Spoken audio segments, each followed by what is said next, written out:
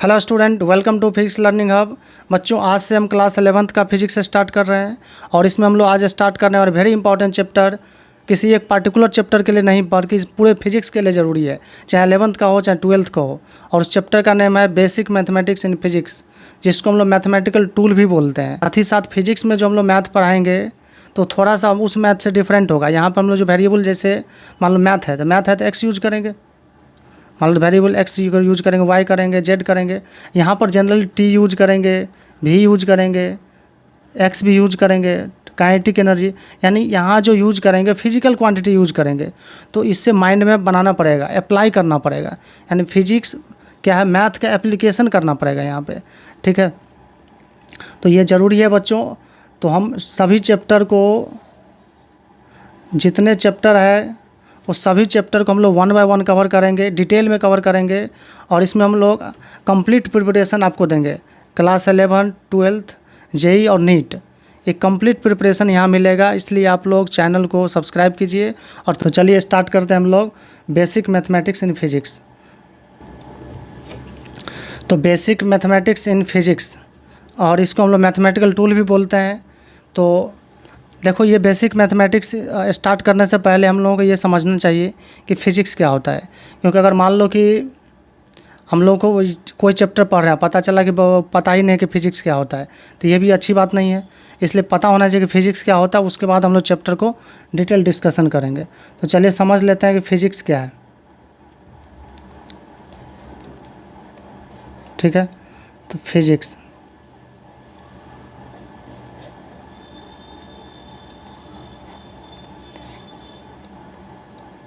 ठीक है। तो देखो फिजिक्स क्या है, तो हमारे आसपास अगर आप देखोगे तो हमारे आसपास, हम लोगों के आसपास बहुत सारे ऐसे चीज़ें हो रहा है जो हम लोग देख सकते हैं, ऑब्जर्व कर सकते हैं, फील कर सकते हैं। जैसे हम लोग किसी चीज़ को रीड करते हैं तो क्या होगा, रीड कर सकते हैं, ये फील हो रहा है। ये हम लोग क्यों रीड कर पा रहे हैं, क्योंकि लाइट पड़ता है उस पर, ऑब्जेक्ट पे। तो लाइट भी क्या है, फिजिक्स का फिनोमेना है। साथ ही साथ हम लोग बाइक चलाते हैं, गाड़ी चलाते हैं, तो क्या होगा, वहाँ पे मोशन की फिनोमेना है। साथ ही साथ है कि हम लोग कुछ बोलते हैं, किसी को सुनाई भी पड़ता है, ये साउंड का फिनोमेना है। तो हमारे आसपास बहुत सारा चीज़ हो रहा है जो हम लोग देख सकते हैं, फील कर सकते हैं। इसी सब को पढ़ना क्या कहलाएगा, फिजिक्स कहलाएगा। यानी study of nature and it's phenomena. Nature यानी प्राकृतिक, और प्राकृतिक में जो भी घटनाएं हो रही है उन सभी घटनाओं का अध्ययन करना, स्टडी करना, सभी फिनोमेना का स्टडी करना क्या कहलाएगा, फिजिक्स कहलाएगा। तो चलो डेफिनेशन लिख लेते हैं हम लोग। Study of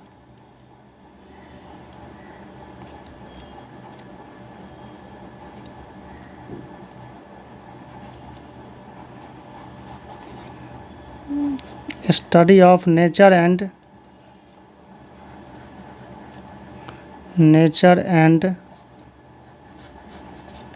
its phenomena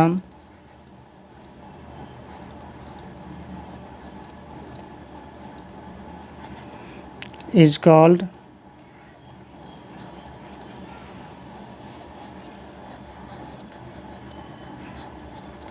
physics.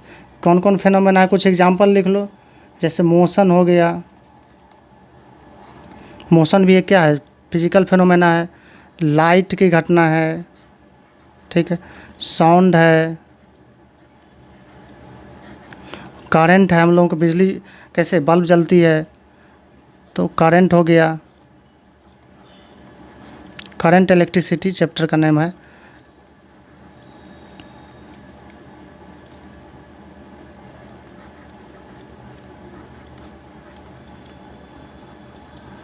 ठीक है, तो और भी बहुत सारा चीज़ है। मैग्नेटिक इफेक्ट है, यानी ये हर जगह जो आपका जो नेचर में है, जो भी फिनोमेना हो रहा है, उन सभी के स्टडी करना क्या कहलाएगा, फिजिक्स कहलाएगा। ठीक है, तो फिजिक्स को पढ़ने के लिए, जैसे मान लो कि तुम अपने बारे में परिचय देना चाहते हो, तो क्या चाहिए, नाम चाहिए।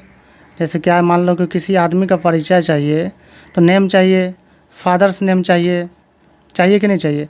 साथ ही साथ क्या, गाँव, विलेज चाहिए। तो ये सब कुछ एड्रेस है जिसके थ्रू हम लोग किसी भी पर्सन का, किसी भी आदमी का हम लोग कंप्लीट जानकारी ले सकते हैं, उसके बारे में बता सकते हैं। तो ठीक, मान लो मोशन के बारे में बताना है, तो मोशन के बारे में क्या बताओगे, तो इसका नाम होगा। तो नाम नहीं बोलेंगे उसको हम लोग, यानी किसी भी फिनोमेना पढ़ने के लिए उसके कॉरस्पॉन्डिंग फिजिकल क्वांटिटी बनाया गया। ठीक है, उसको फिजिकल क्वांटिटी बनाया गया, बोला गया। ठीक है, तो देखो उस फिजिकल क्वांटिटी को हम लोग जान लेते हैं क्या होता है फिजिकल क्वांटिटी। तो ये जो फिजिकल क्वांटिटी है, देखो किसी भी फिजिकल फिनोमेना को स्टडी करने के लिए हमें जिस क्वांटिटी की ज़रूरत है उसी को बोलते हैं फिजिकल क्वांटिटी। जैसे बोले किसी आदमी को इंट्रोडक्शन चाहिए तो नेम पता चाहिए, तो किसी भी फिनोमेना के बारे में स्टडी करना है तो कुछ क्वांटिटी जानना होगा, उसी क्वांटिटी का नाम क्या है फिजिकल क्वांटिटी है। तो ये quantity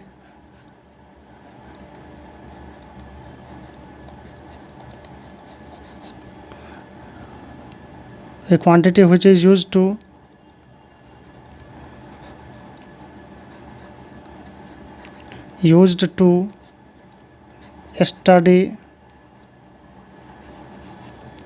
study any physical phenomena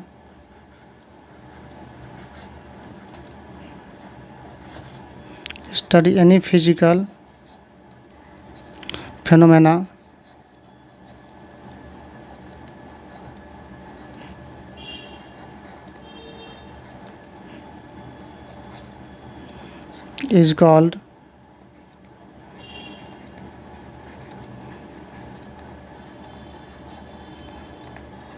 physics कहलाएगा। फिनोमेना मतलब घटना होता है, फिनोमेना मतलब घटना, तो क्या कहलाएगा फिजिक्स का is called physical quantity, is called physical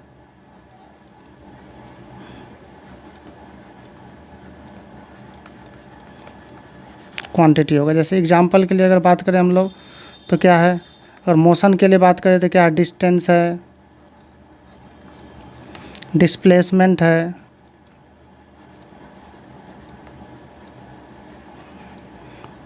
distance, displacement, speed, velocity, ठीक है, वेलोसिटी हो गया, फोर्स हो गया, तो ये सब जो है बहुत सारा पैरामीटर, एक्सेलरेशन, ये सब क्या है, ये सब फिजिकल क्वांटिटी है। तो ये बच्चों जानना ज़रूरी है फिजिकल क्वांटिटी क्या है। तो फिजिकल क्वांटिटी अब कितने टाइप का होगा, तो जनरली दो टाइप का हम लोग फिजिकल क्वांटिटी मानेंगे, स्केलर क्वांटिटी और वेक्टर क्वांटिटी, लेकिन उसको हम लोग उसको वेक्टर को हम कवर करेंगे, जब तक वेक्टर चैप्टर पढ़ेंगे तब कवर करेंगे। यहाँ जो बेसिक मैथमेटिक्स इन फिजिक्स हम लोग पढ़ेंगे उसमें क्या करेंगे, देखो तो इसमें जो हम लोग आज पढ़ने वाले हैं सम इम्पॉर्टेंट टर्म्स, तो बेसिक मैथमेटिक्स, बेसिक मैथ्स में सबसे पहला जो पढ़ने वाले हम लोग some important terms, some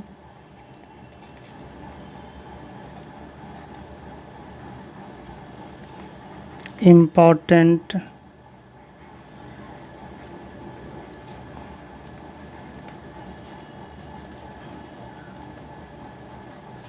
terms. तो कुछ इम्पॉर्टेंट टर्म्स में सबसे पहला इम्पॉर्टेंट टर्म जो है सबसे पहला इम्पॉर्टेंट टर्म देखो ये है चेंज। सबसे पहला इम्पॉर्टेंट टर्म क्या है, चेंज। तो देखो बच्चों चेंज जो है एक बहुत ही इम्पॉर्टेंट टर्म है फिजिक्स के लिए, साथ ही साथ चेंज जो है आपका चेंज हर एक चीज़ में हो रहा है, ठीक है, चेंज ही यही समझो कि नेचर का रूल है, चेंज होना है। तो यहाँ पर जो फिजिक्स में चेंज का मतलब है किसी भी फिजिकल क्वांटिटी के फाइनल और इनिशियल के डिफरेंस को बोलते हैं हम लोग चेंज बोलते हैं। जैसे मान लो एक कार है, जैसे मान लो एक कार है और ये कार का वेलोसिटी 60 किलोमीटर पर आवर है, कितना kilometre per hour, 60 kilometre per hour है 12 o'clock, ठीक है, और उस कार का वेलोसिटी हो गया, तो उस कार का वेलोसिटी हो गया मान लो 80 किलोमीटर पर आवर कितना बजे, तो मान लो कि 1 बजे, ठीक है, 1 o'clock। तो यहाँ पर हम लोग कहेंगे अगर चेंज इन वेलोसिटी बताओ तो वेलोसिटी कितना होगा, तो क्या करोगे 80 में से 20 घटा, 80 में से 60 घटा दोगे तो कितना आ जाएगा, 20 आ जाएगा। तो अगर मान लो कि पहले 80 था अब 60 हो गया तब क्या हो जाएगा, तो 60 में से 80 घटाएंगे यानी चेंज माइनस में आ जाएगा। अगर 80 में से 60 घटाएंगे तो ये क्या होगा, चेंज 20 आएगा। लेकिन पहले 80 था मान लेते हैं, बाद में कितना 60 हो गया, तो कितना करेंगे 60 माइनस 80, तो क्या होगा यहाँ पे 20 माइनस आ जाएगा। तो माइनस मतलब क्या, घट गया, और प्लस मतलब क्या है, माइनस का मतलब घट गया, प्लस का मतलब बढ़ गया, ठीक है। तो ये हम लोग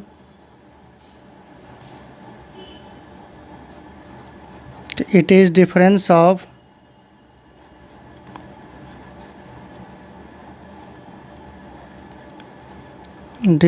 ऑफ फाइनल एंड इनिशियल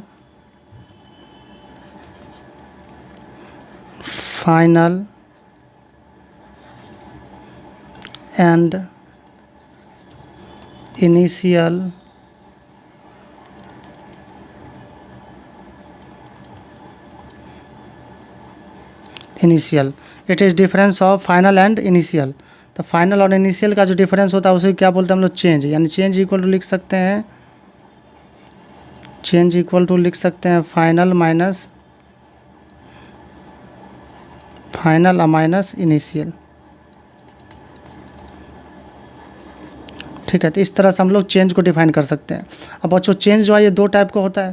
तो चेंज जो है तो टाइप्स ऑफ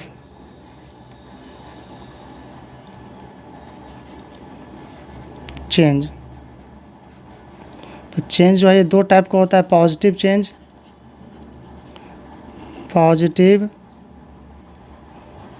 चेंज और दूसरा होता है आपका नेगेटिव चेंज।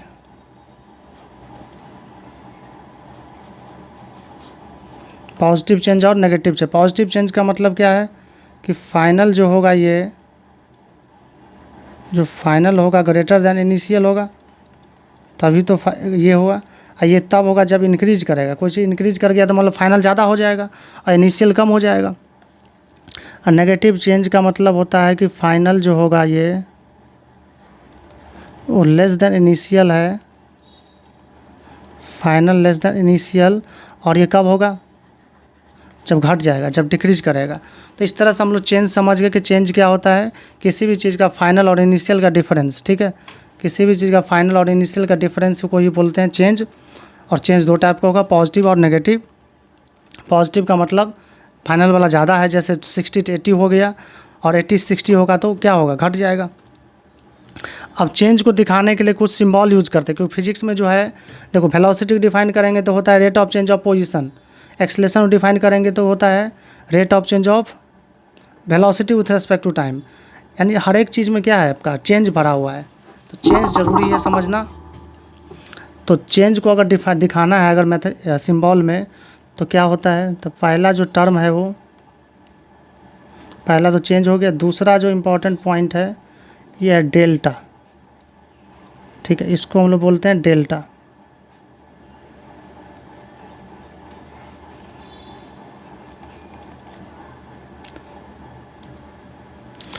तो सबसे पहला इम्पोर्टेंट ये जो है आपका सिंबल जो है ये है डेल्टा।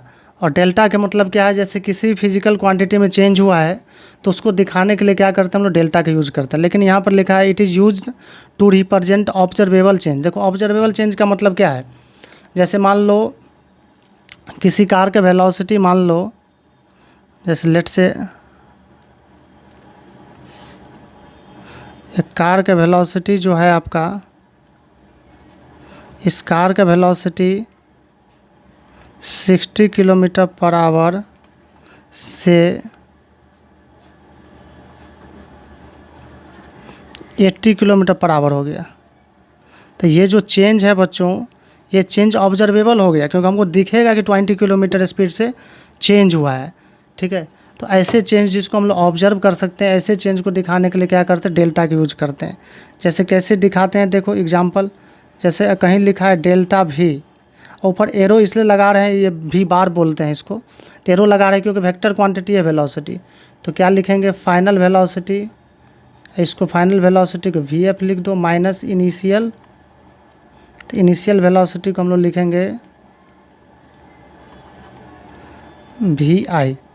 ठीक है, तो इसको क्या बोलते हैं हम लोग? Final velocity. फाइनल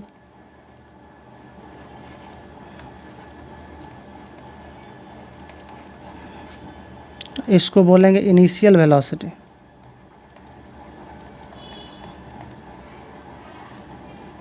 ठीक है, तो किसी भी क्वांटिटी के फाइनल और इनिशियल का जो डिफरेंस होगा उसी को बोलते हैं हम लोग चेंज को किससे दिखाते हैं? डेल्टा से, अगर ऑब्जर्वेबल है तो। अगर नॉट ऑब्जर्वेबल, जैसे और एग्जांपल लेते हैं,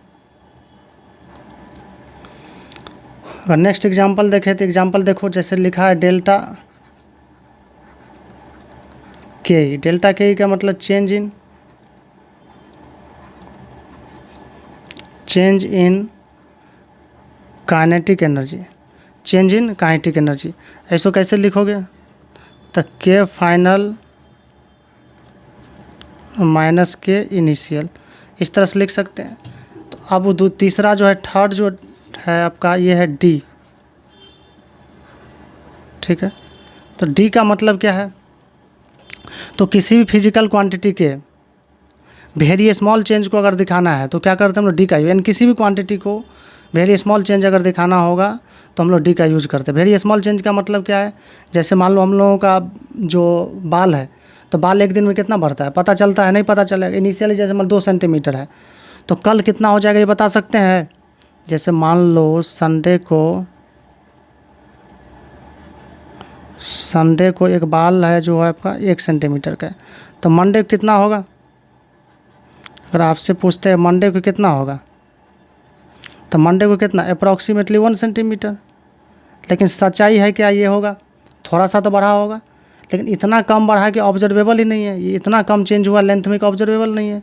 इसी प्रकार मान लो एक कार है जो 80 किलोमीटर पर आवर से जा रही है, ठीक है, और 80 से कितना होगा 80.00004, तो क्या होगा, ऑब्जर्वेबल नहीं होगा, लेकिन चेंज तो हुआ है।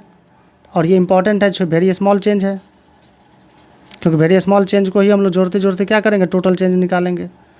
तो ऐसा it is use to represent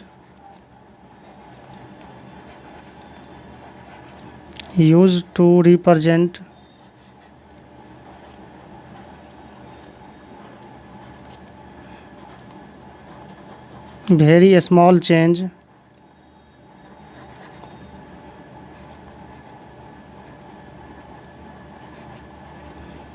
या इसको बोल सकते हैं not observable change, not observable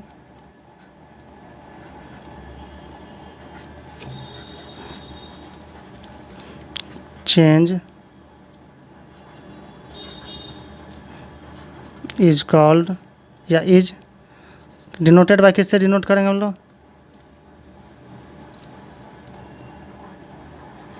तो इसको हम लोग डी से डिनोट करेंगे। जैसे एग्जांपल देखो, एग्जांपल लिखेंगे जैसे डी वी, तो डी वी का मतलब क्या, फाइनल वेलोसिटी माइनस इनिशियल लिख सकते हैं, नहीं लिख सकते। क्यों नहीं लिख सकते हैं, क्योंकि वी का फाइनल वैल्यू क्या होगा पता ही नहीं है हमको। क्योंकि फाइनल पता चल जब डेल्टा में चला जाएगा, तो फाइनल पता ही नहीं है, तो बस सिंबल में रहेगा क्या होगा, वेरी स्मॉल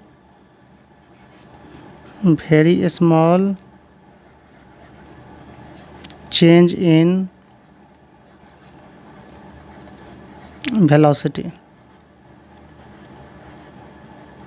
ठीक है, इस तरह से अगर मान लो डी पी वेक्टर लिखा है, तो डी पी वेक्टर मतलब क्या है, very small change in linear momentum. P के मतलब, पी पे एरो लगा है मतलब कौन सा है, लीनियर मोमेंटम है। Very small change in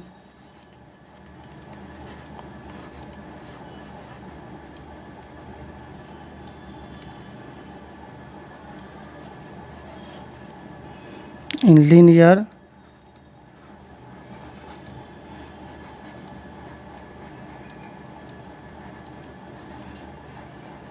moment. आप लोग जानते होंगे P equal to m v होता है, क्लास 9th में आप लोग थोड़ा सा पढ़े होंगे, हालांकि डिटेल पढ़ेंगे, टेंशन लेने की ज़रूरत नहीं है, यहाँ बस बता रहे हैं। ठीक है, अच्छा फोर्थ जो है डी का एक और यूज है, डी जो है इसका एक और यूज है कि वेरी स्मॉल क्वांटिटी को भी दिखाना है तो डी का यूज करते हैं। And it is also used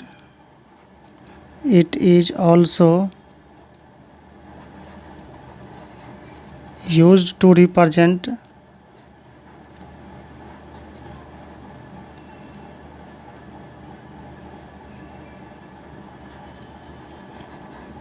very small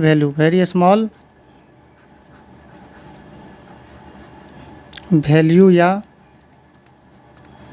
magnitude.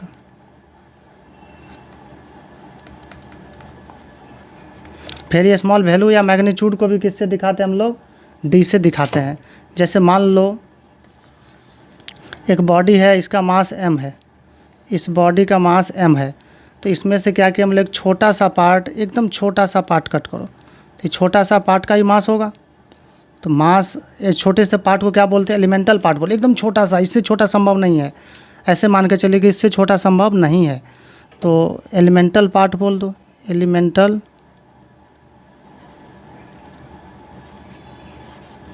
Part. Elemental part मतलब एकदम छोटा सा पार्ट, एकदम छोटा सा पार्ट, छोटा सा पार्ट, यानी इससे छोटा संभव नहीं है। तो इसमें जो मास होगा, उस मास को कैसे दिखाएंगे, उस मास को सिंबल में कैसे दिखाएंगे, तो मास इन दिस पार्ट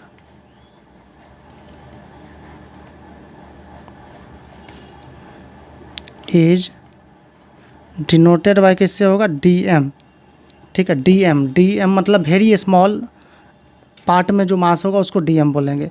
इसी तरह से ये एग्जाम्पल 1 हो गया। एग्जाम्पल नंबर 2 देखिए, तो एग्जाम्पल नंबर 2 अगर देखा जाए तो देखो क्या होगा, जैसे मान लो एक रॉड है,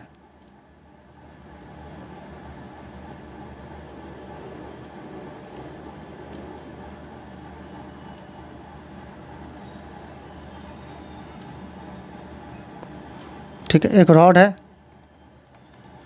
इस तरह से एक रॉड है, ठीक है, तो इस रॉड का एक छोटा सा पार्ट, एकदम छोटा सा पार्ट, इसका जो लेंथ होगा, इसका जो लेंथ होगा, भले यहाँ बड़ा दिख रहा होगा लेकिन बड़ा नहीं देखना, क्योंकि यहाँ दिखाने के लिए जो कैसे दिखेगा, उतना छोटा दिखेगा नहीं।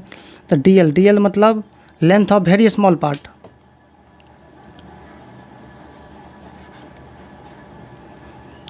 Length of very small. बच्चों ये मोमेंट ऑफ इनर्शिया निकालते समय और सेंटर ऑफ मास बहुत यूजफुल है ये चीज़,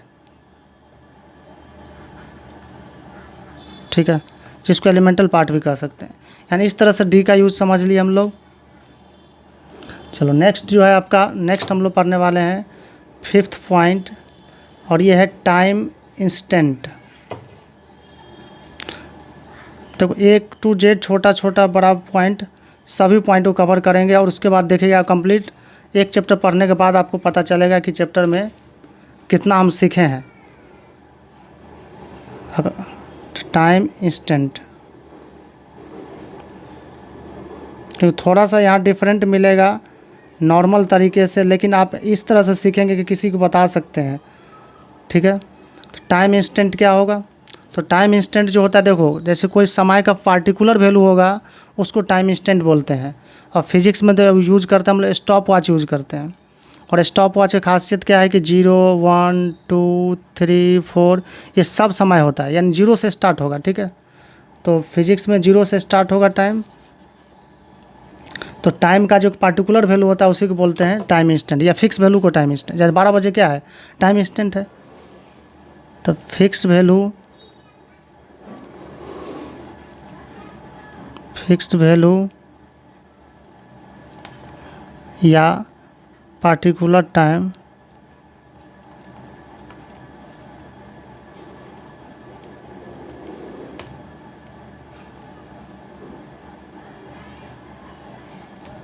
particular value of time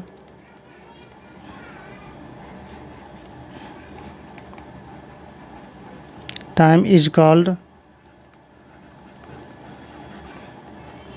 time instant, ठीक है। Fix value of time is called time instant, या पार्टिकुलर वैल्यू ऑफ टाइम को क्या बोलेंगे, टाइम इंस्टेंट। जैसे एग्जांपल देखो, एग्जांपल में t इक्वल टू कितना, 0 सेकेंड, 0 होता है क्योंकि स्टॉप वॉच में in stopwatch, in stop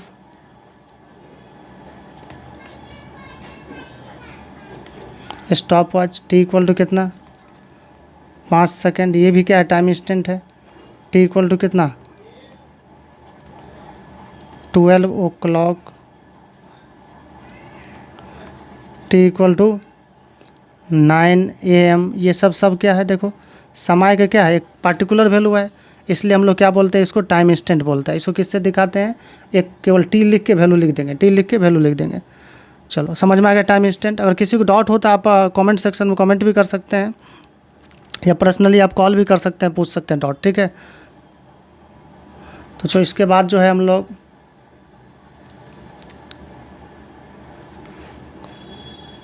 6 number जो है ये है time interval.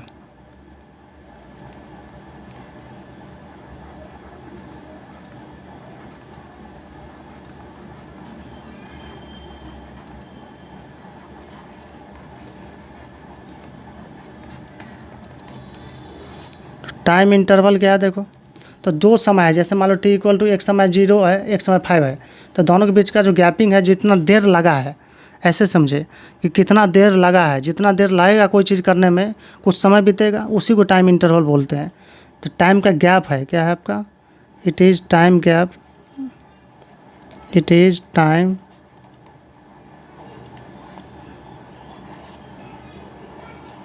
Gap between two time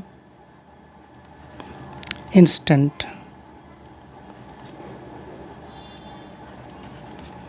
दो टाइम इंस्टेंट के बीच का जो टाइम का गैपिंग है, उसी को हम लोग टाइम इंटरवल बोलते हैं। इसको डेल्टा टी से दिखाते हैं या डी टी से, डेल्टा टी या फिर डी टी, दोनों को लिखते हैं हम लोग। जैसे एग्जांपल देखिए, delta t between t equal to 1 second to t equal to मान लो 4 सेकेंड, तो कितना होगा डेल्टा टी। तो डेल्टा टी लिख सकते हैं हम लोग, देखो यहाँ 4 है और यहाँ पर कितना 1, तो 4 - 1 यानी 3 सेकेंड। तो कितना गैप है, 3 सेकेंड का गैप है, 1 सेकेंड और 50 सेकेंड के बीच में, यही है आपका।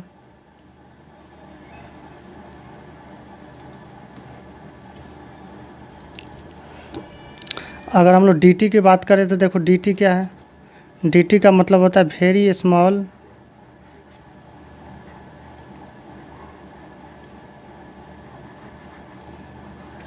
टाइम इंटरवल, ठीक है, बहुत छोटा सा समय अंतराल, एकदम बिल्कुल टाइम का गैप बहुत कम है, वेरी बहुत कम टाइम गैप, बहुत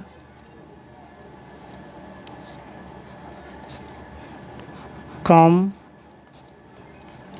टाइम गैप, ठीक है। तो इसको बोलते हैं हम लोग डी टी, ठीक है। तो नेक्स्ट क्लास हम लोग अब देखेंगे फ्रेम ऑफ रेफरेंस क्या है, और उसके बाद हम लोग फंक्शन स्टार्ट करेंगे। सभी को हम लोग सीक्वेंस वाइज करेंगे बच्चों। आप लोग चैनल को सब्सक्राइब कीजिए, दोस्त लोगों को शेयर कीजिए और कंटिन्यू ज़रूर कीजिए। आपको एक चैप्टर पढ़ने के बाद पता चल जाएगा कि क्या चैप्टर पढ़े हैं हम, ठीक है। पूरा कंप्लीट आपको कंप्लीट कॉन्सेप्ट क्लियर हो जाएगा, ठीक है। तो कम से कम एक चैप्टर पढ़िए,